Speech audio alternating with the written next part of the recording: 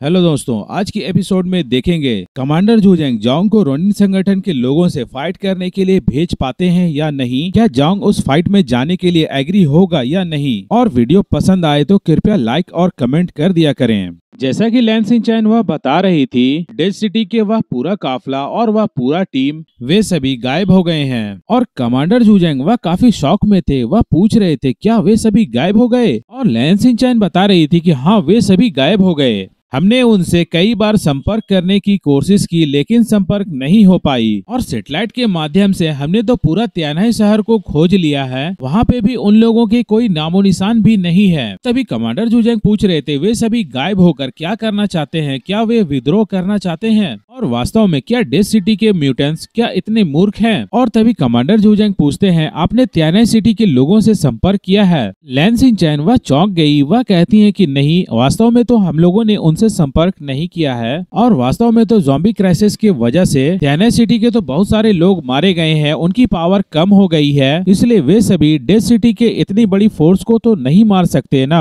और लैन सिंचैन वह सोच रही थी ये तो असंभव है, और अगर वहाँ पे फाइट होती तो कम से कम सैटेलाइट से हमें कुछ तो दिखना चाहिए, और सैटेलाइट से तो हम लोगों ने पता किया है वहाँ पे कोई फाइट की एक्टिविटी नहीं हुई है, नहीं तो उनके कुछ तो ट्रेसेस हम लोगों को मिल जाते हैं। कमांडर जू जेंग सोच रहे थे डेड सिटी की तीनों सेनाएं वह लगभग गायब हो चुकी हैं, और जू जेंग समझ चुके थे कि वहाँ पे त्यानाई सिटी में कुछ गड़बड़ है। और तभी कमांडर जोंग के बारे में सोच रहे थे कि हो ना हो जोंग को इस बारे में पता होगा। और तभी कमांडर जू जेंग कहते हैं मुझे जोंग से बात करनी है, और सचिव लैन सिंचैन वह सैटेलाइट फोन से जोंग को कॉल लगाती हैं। और इस वक्त जोंग को दिखाया जाता है वह अपने विला में ही था, और वह जानता था कि जैंगनान क्षेत्र के तरफ से कॉल जरूर किया जाएगा, इसलिए वह उस कॉल का इंतजार में ही था। जोंग सोच रहे थे इतनी बड़ी बात हो गई है, जैंगनान क्षेत्र तो जवाब मांगेगा ही चाहे कुछ भी हो। और जोंग ये भी जानते थे ये सिर्फ एक तरह का प्रक्रिया से गुजरने वाली बात है, ये सिर्फ फॉर्मेलिटीज निभाने वाली बात है, और वैसे भी सारा मसला हल हो गया है, और वैसे भी वे लोग तो त्यानाई सिटी में आकर अटैक किए थे, इसलिए ज्यादा कुछ मसला नहीं होना चाहिए। तभी जोंग ने देखा कि कोई अननोन कॉल है जो कि आ रही है। जोंग बिना डरे उसे रिसीव करते हैं और हेलो कहते हैं। दूसरी तरफ से सचिव लैन सिंचैन की आवाज आती है, हेलो क्या आप जोंग हैं? जोंग भी कहते हैं कि हाँ मैं बोल रहा हूँ। दूसरी तरफ सचिव लैन सिंचैन वह बता रही थी कि मैं सचिव लैन सिंचैन हूँ और जैंगनान क्षेत्र के कमांड सेंटर से बोल रही हूँ। कमांडर जू जेंग वह आपसे बात करना चाहते हैं। ये कहते हुए वह कमांडर जू जेंग को सैटेलाइट फोन दे देती है। तभी जोंग काफी उत्साह के साथ कह रहा था कमांडर जू जेंग, हालांकि हम लोग 3 दिन पहले ही मिले हैं, लेकिन मुझे ऐसा लग रहा है कि हमने कई दिनों से नहीं मिला है, और आपकी वह स्ट्रॉन्ग छवि मेरे दिलो दिमाग में बैठ गई है। और जोंग की ऐसी बातें सुनकर जू जेंग के चेहरे पे मुस्कान आ गई। वह काफी खुश थे, लेकिन तभी वह कहते हैं कि मेरी चापलूसी करना बंद करो। मैं समझता हूँ ये मेरे लिए किसी काम का नहीं है। मुझे बताएं त्यानाई सिटी में क्या कुछ हुआ है? तभी जोंग सोच रहे थे मैं तो ये जानता था कि ये सवाल जैंगनान क्षेत्र की तरफ से किया जाएगा। आखिरकार डेड सिटी के वह 3 बड़े फोर्स, उनका मारा जाना ये न्यूज छुपाए नहीं छुप सकता, और जैंगनान क्षेत्र की खुफिया एजेंसी वह पता लगा ही लेगी। तभी जोंग कमांडर जू जेंग से कहते हैं डेड सिटी के वह तीनों लीडर्स हमारे एरिया को छीनना चाहते थे, और हम सभी को मारकर हमारे रिसोर्सेस लेना चाहते थे।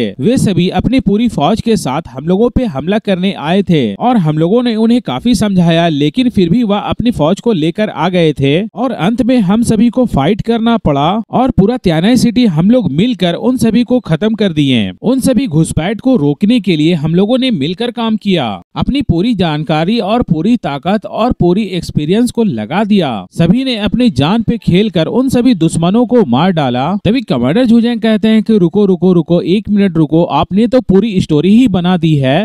मैं आपकी जितनी भी बातें हैं, आपकी जो भी परेशानियां हैं, वह सभी मैं अपने टॉप लीडर्स को रिपोर्ट करूंगा। और हालांकि कमांडर ने तो ये कह दिया है कि मैं अपने टॉप लीडर को रिपोर्ट करूंगा, लेकिन ये बात उतनी भी ज्यादा इम्पोर्टेंट नहीं है। ये सभी कहने वाली बातें हैं और करने वाली बातें नहीं है। ये तो वही बात हो गई, कोई कमजोर है जो कि ताकतवर को डरा रहा है। तभी कमांडर जू जेंग पूछते हैं कि आपने ये कैसे किया? वहाँ पे तो बहुत सारे म्यूटेंट्स थे, एक बड़ी फौज थी और 3 डेल्टा लेवल के म्यूटेंट्स थे, आपने उन सभी को कैसे मार दिया और यहाँ तक के युद्ध के कोई निशान और कोई ट्रेसेस भी हम लोगों को नहीं मिले हैं। आपने इतनी सफाई के साथ उन सभी को कैसे मार दिया? और वैसे भी डेथ सिटी के वह तीनों लीडर्स वह कमजोर नहीं थे। तभी जोंग थोड़ा मुस्कुराते हुए वह कहते हैं, कमांडर जूजेंग, हमारे भी अपने कुछ सीक्रेट्स हैं और मैं कुछ बातें हैं जो कि मैं नहीं बता सकता, उसके लिए मैं माफी चाहता हूँ। ये हमारे अस्तित्व से जुड़ी हैं। इस एपोक्लिप्स में हम भी जीवित रहना चाहते हैं और जैसा कि आप तियानाई सिटी के करंट सिचुएशन के बारे में जानते हैं, हमें अपनी पावर और स्ट्रेंथ को छुपाना पड़ता है ताकि इस एपोक्लिप्स में जीवित रहा जा सके। तभी कमांडर जूजेंग कह रहे थे, जोंग, क्या आप ये सभी जानकारी आप हमसे भी छुपाना चाहते हैं? तभी जोंग फिर से कहते हैं, कमांडर, अगर आपको बुरा लगा हो तो मैं दिल से माफी चाहता हूँ। कुछ जानकारियाँ ऐसी होती है जो कि हमारे अस्तित्व से जुड़ी होती है, इसलिए मैं उसे नहीं बता सकता और हम लोग जोखिम लेने का भी हिम्मत नहीं कर सकते।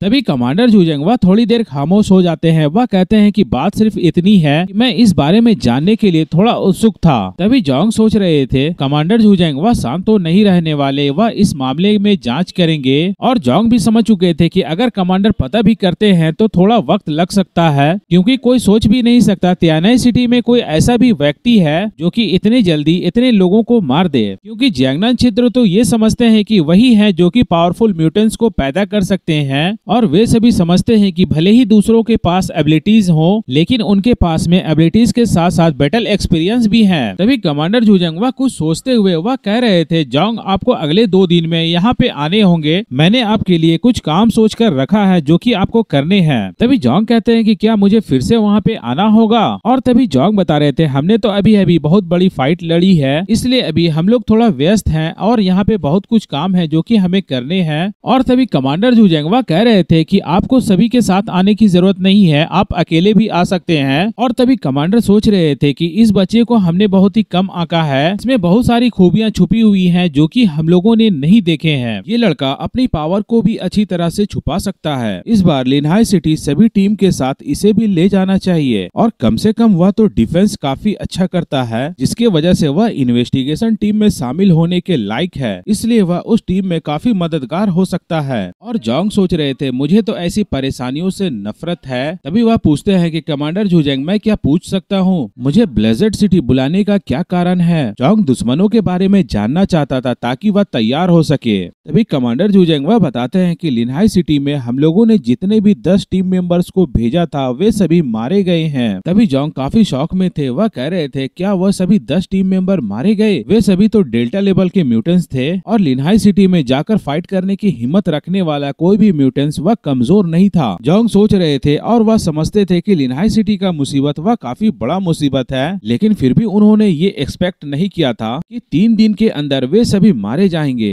वह 10 सिटी के लीडर्स वह सभी पावरफुल थे। और तभी जोंग पूछ रहे थे, क्या एक्लिप्स के टीम मेंबर वह रोनिन संगठन के लोग क्या इतने मजबूत हैं कि उन सभी को मार सकें? और कमांडर जूजेंग वह बता रहे थे कि अगली बार हम लोग जो टीम बनाएंगे वह काफी मजबूत टीम होगी। उसे लीड करने के लिए इन्वेस्टिगेशन टीम का कैप्टन होगा और आप उसमें सहयोग कर सकते हैं और उनकी सपोर्ट की जिम्मेदारी वह आपकी होगी। जोंग भी समझ गए कि उन्हें क्या करना है। वह कहते हैं कि ठीक है, मैं जितनी जल्दी हो सके ब्लेज़र्ड सिटी आने की कोशिश करता हूँ। और जोंग सोच रहे थे, इस बार ये रोनिन संगठन के लोगों को खत्म करना होगा, नहीं तो ये काफी बड़ी मुसीबत हो सकती है।